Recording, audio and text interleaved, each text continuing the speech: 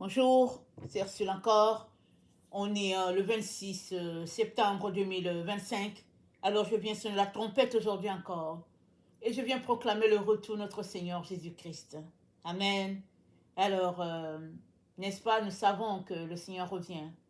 En partant, il a dit à ses disciples qu'il reviendrait. Et ça fait 21 siècles. Alors on pourrait dire, ça fait très longtemps, hein. Mais au fait, chaque génération a l'occasion, n'est-ce pas, de se préparer pour le retour du Seigneur. Et c'est ça, la grâce de Dieu, sa bénédiction. Amen. Alors, nous aussi, préparons-nous pour son retour. Nul ne sait quand est-ce qu'il viendra, mais on sait qu'il viendra. Et il habitera au milieu de nous. Alors, il est très important, n'est-ce pas, qu'il nous trouve prêts. Amen. Qu'il nous trouve, n'est-ce pas, désireux de le recevoir. Amen. Alors, Jérémie 23 dit au verset 36b, car la parole de chacun sera pour lui une menace. La parole de chacun sera pour lui une menace. Parce qu'on vit dans des temps très, très périlleux, n'est-ce pas? Et il faut faire attention à ce qu'on dit. Mais même, avant même que le temps soit périlleux, en tout temps, on est appelé à faire attention à ce qu'on dit, parce qu'on crée à partir de notre bouche. On ne le réalise pas, mais c'est à partir de notre bouche qu'on crée. Alors, Proverbe 18, au verset, au verset 21, même Proverbe 18, excusez-moi, Proverbe 18, verset 21, c'est dit, la mort et la vie sont au pouvoir de la langue. Quiconque l'aime en mangera les fruits.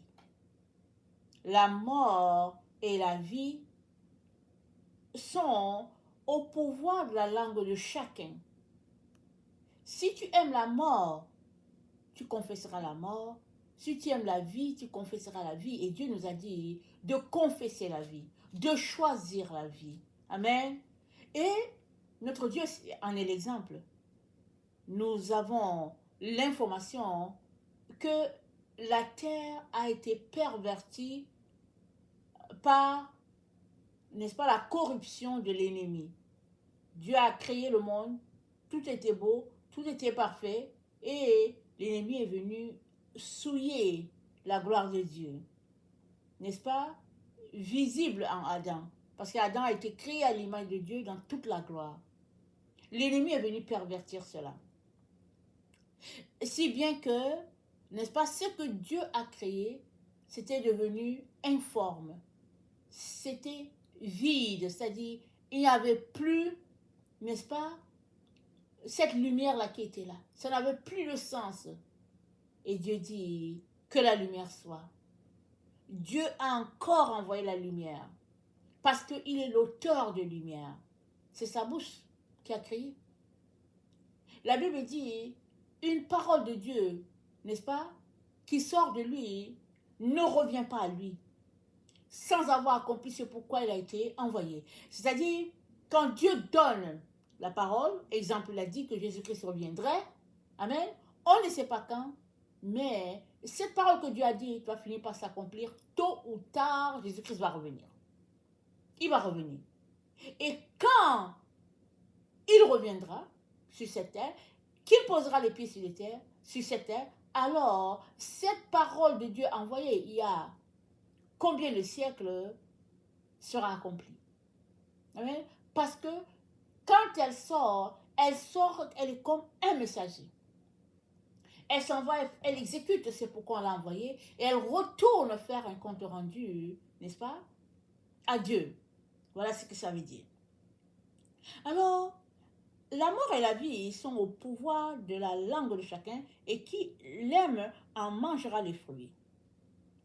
Voilà pourquoi il est très important qu'on fasse attention à ce qu'on va dire. Mais la voix de l'insensé, c'est une voix où on dit ce qu'on veut, comme on veut, et puis ben, voilà, advienne que pourra. Mais un enfant de Dieu, n'est-ce pas, est appelé à marcher dans la sagesse, c'est-à-dire appelé à faire attention à ce qui sort de sa bouche. Et dans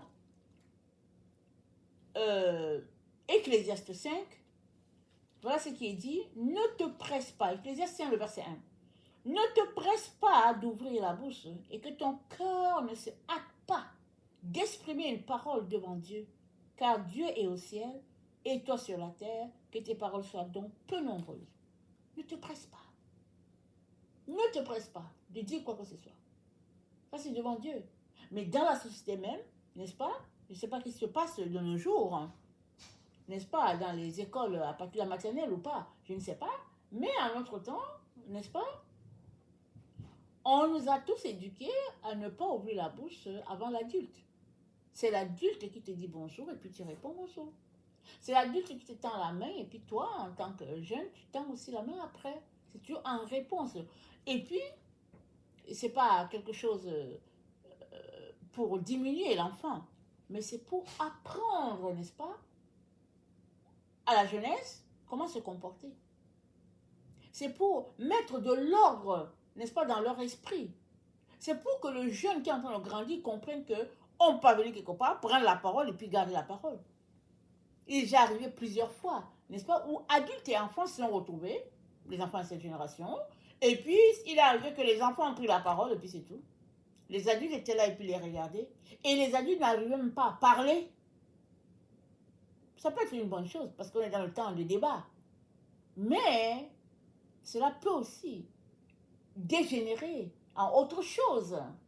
Voilà pourquoi il est important, n'est-ce pas, qu'on fasse attention.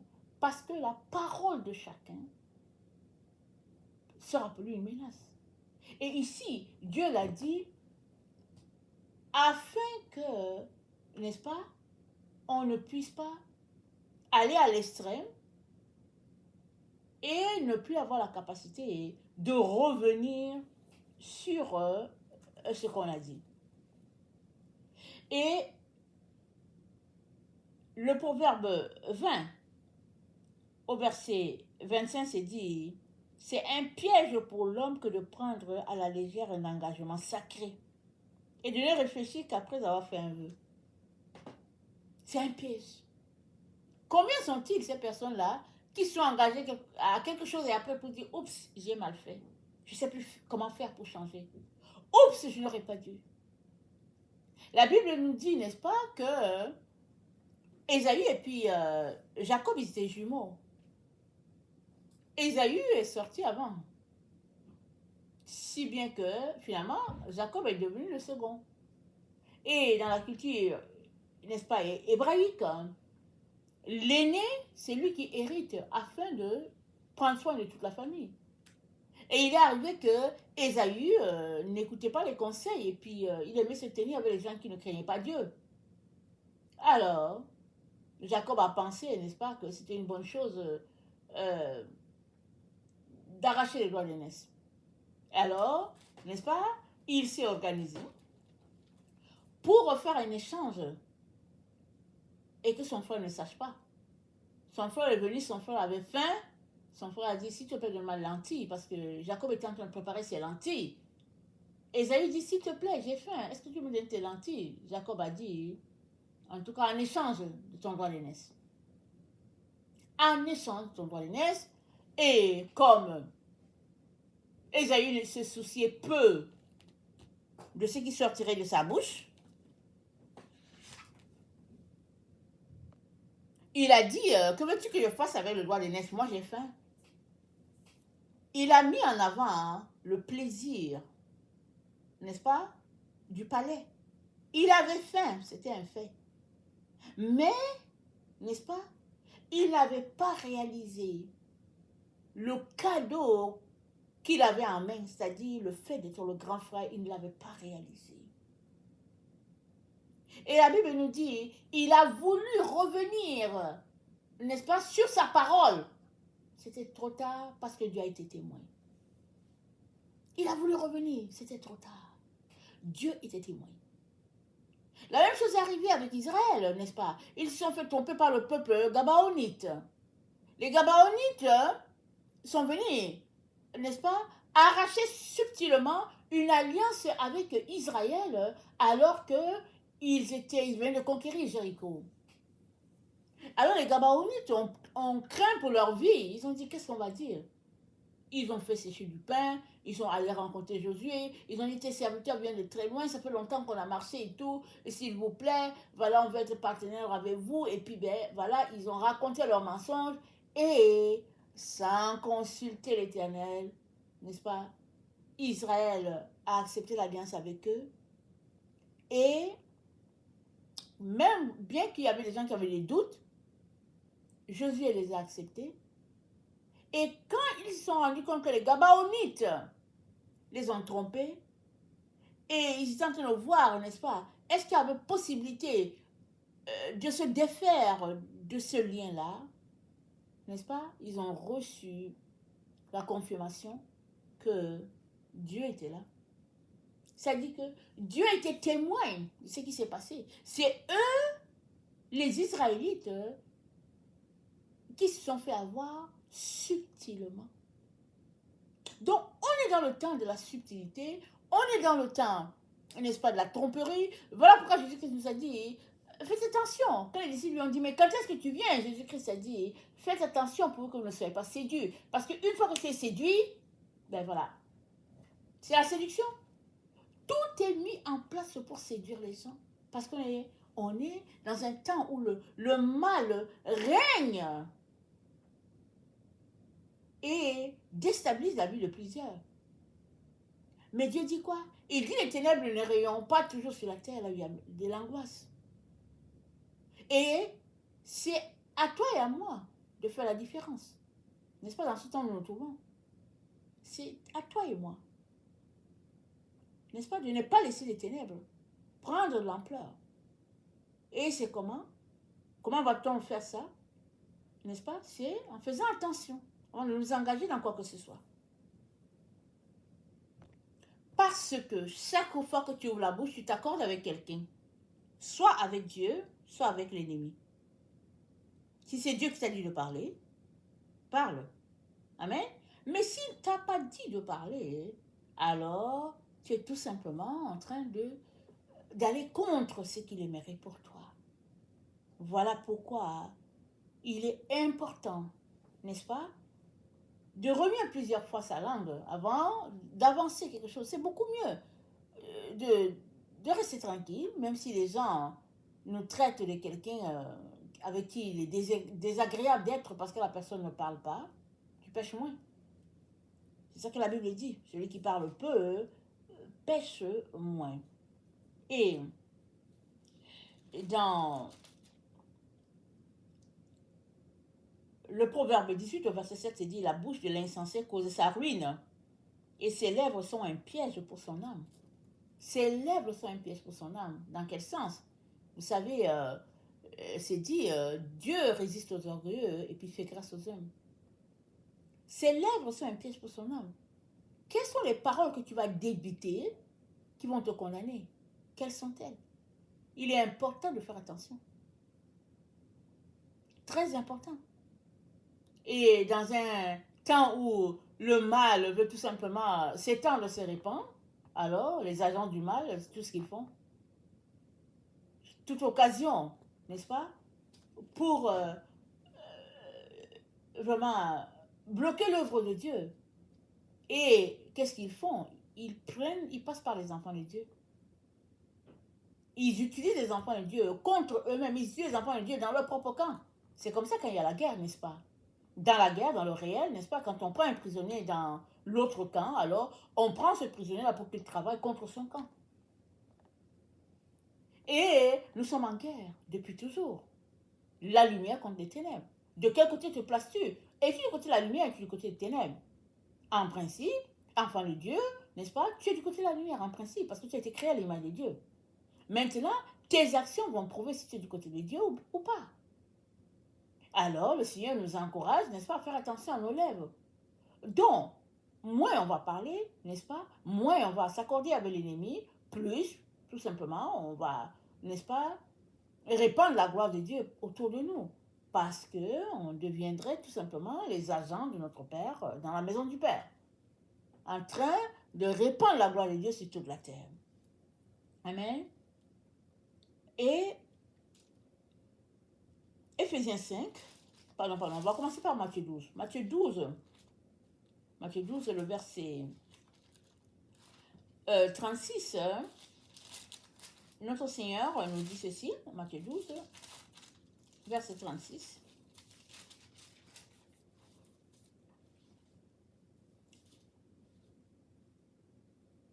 Je vous le dis, au jour du jugement, les hommes rendront compte de toute parole vaine qu'ils auront proférée. Toute parole vaine que tu auras proférée, tu rendras compte. Alors, suppose que tu as 30 ans. Combien de paroles vaines as-tu déjà débité? C'est des milliers et des milliers. Tu ne peux pas forcément savoir, mais c'est des milliers et des milliers.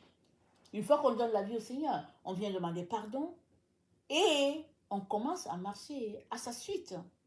Et c'est une marche sur le chemin de la sagesse. À partir de là, on fait attention. N'est-ce pas? On est appelé à faire attention. Parce que, n'est-ce pas? La gloire de Dieu se trouve sur tes lèvres. Vas-tu la ternir ou bien vas-tu élever Dieu à travers les paroles qui sortiront de ta bouche?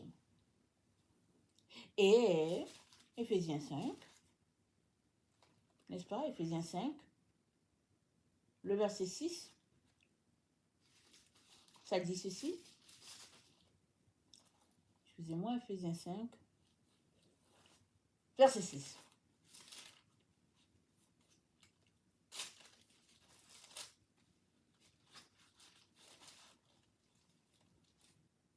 Que personne ne vous séduise par le vain discours, car c'est à cause de ces choses que la colère de Dieu vient sur les fils de la rébellion. Que personne ne te séduise par le faux discours. Mais c'est quoi le discours? C'est un débat. C'est des belles paroles agencées, n'est-ce pas? Dites, proclamées, annonciateurs, etc., etc. Et qui n'a pas déjà participé à un débat? Tous nous avons participé. À tort ou à raison, nous avons participé à un débat. Et c'est dit que personne ne te séduise par le vain discours. C'est-à-dire la séduction se trouve dans les paroles mielleuses, sorties ça et là. Des promesses non tenues, ça et là. Et le Seigneur dit, faites attention, ne vous laissez pas avoir.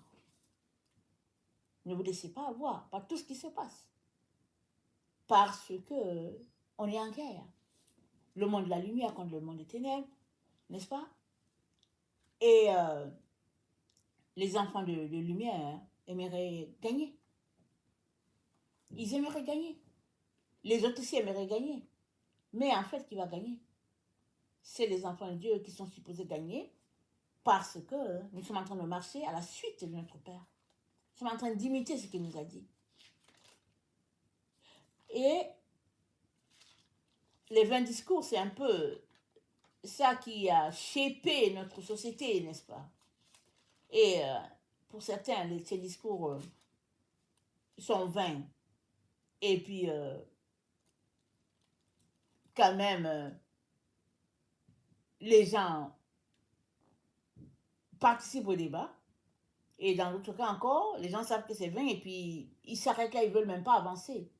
Et Dieu nous dit de faire comme ça. C'est-à-dire de ne pas nous concentrer à ces choses-là, mais de nous concentrer à chercher l'Éternel, à lui être agréable en toutes choses et en tout temps. Parce que la colère de Dieu se déverse sur ses ennemis, sur tous ceux-là qui se sont affichés comme ne marchant pas de ce que Dieu a pour eux. La colère de Dieu va se déverser. Et Dieu n'aimerait pas que nous puissions récolter, n'est-ce pas, une part dans cette colère-là, dans cette conséquence de leurs actions. Il est donc important que nous venions à Dieu avec tout, y compris nos pensées, et que nous le laissions aller, n'est-ce pas, dans les coins et les recoins de notre vie, afin de nous aider à mettre une garde sur nos lèvres. C'est important, mes chers frères et chères sœurs, c'est très important. Qui dit suivre le Seigneur Jésus, dit, n'est-ce pas, être son ambassadeur, et en tant que l'ambassadeur de Christ sur la terre, il est important qu'on puisse refléter, n'est-ce pas, notre Seigneur en tout, en tout. Et un autre exemple de Pierre, c'est ce que Pierre a vécu. Il a passé tout le temps avec Jésus. Et avant que Jésus-Christ aille sur la croix, Jésus-Christ lui a dit 3 fois tu me réuniras avant que le coq chante. Pierre a dit non. Et c'est arrivé. Et quand c'est arrivé, Pierre a vu que Dieu avait parlé. Et il a regretté amèrement. Il est humain, il n'aurait pas aimé ça. Mais c'est ça que Dieu voulait qu'il vive. Avant, n'est-ce pas, hein, de réaliser son grand amour pour Dieu. Il disait toujours, Seigneur, je t'aime. Mais là, après avoir trahi son maître, alors là, il a compris, n'est-ce pas, la faiblesse dans laquelle il se trouve, et Jésus ne l'a pas rejeté. Jésus est venu tout simplement l'aider, n'est-ce pas, à accomplir ce qu'il est venu faire sur la terre. Et je terminerai par le psaume 141, au verset 3. C'est dit, l'ennemi poursuit mon âme. Il foule à terre ma vie. Non, attendez. C'est le psaume 141, le verset 3. Éternel, mets une garde à ma bouche. Veille sur la porte de mes lèvres. Ça, c'est notre prière de tous les jours. Éternel, mets une garde sur notre bouche. Veille sur la porte de mes lèvres. Apprenons à être sages. Apprenons à ne pas dire, à ouvrir la bouche pour parler. Apprenons à nous retenir. Avant de dire quoi que ce soit, communiquons, n'est-ce pas, intérieurement avec le Seigneur, avec le Saint-Esprit pour savoir est-ce qu'on doit dire quelque chose ou bien est-ce qu'on doit fermer la bouche. Parce que souvent, dès qu'on entend quelque chose, on veut tout le dire. Mais le Seigneur révèle ses secrets à ses amis. Alors, dans ce qu'il t'a dit, qu'est-ce qui est secret? Qu'est-ce qui doit être dit? Voilà, ta marche avec lui et reviendra à faire le tri entre les paroles dites, n'est-ce pas, et celles-là non dites. Il est important. Amen, très très important. Alors, que le Seigneur, n'est-ce pas, nous aide à être plus sages, à mettre une garde à nos lèvres et à dépendre de lui en toutes choses. Amen. Soyons tous bénis. Amen. Alléluia. Amen.